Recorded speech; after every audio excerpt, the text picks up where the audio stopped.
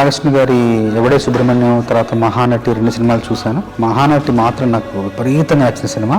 నాయుడు గారు కాల్ చేసి రమ్మన్నారు, వెళ్ళాను. వెళ్ళిన తర్వాత సందర్భం చెప్పడానికి ముందు నాకు కథా గమనాన్ని కాసేపు మాట్లాడి చెప్పిన తర్వాత వివరంగా చూపించారు, కొన్ని దృశ్యాలు చూపించారు.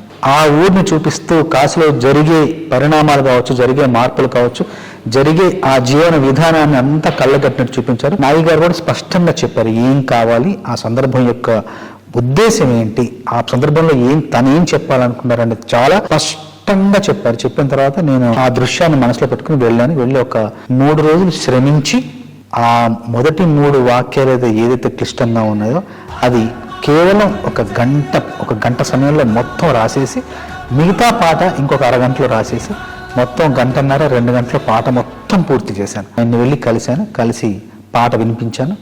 ఒక్క మాట కూడా ఆయన సవరణ లేకుండా, కరెక్షన్ లేకుండా పాట మొత్తం ఏక బిగిన చాలా బాగుందని చెప్పారు. పల్లవి రాసిన తర్వాత చరణాల్లో అవతార స్పృహ, అవతార స్పర్శ కొంచెంగా ఇస్తూ కలియుగానికి కలి యొక్క అవతారం ఎలా అయితే జనించిందో అక్కడికి వేగంగా రావాలనే ఉద్దేశంతో ముందు మాటలు మీనమై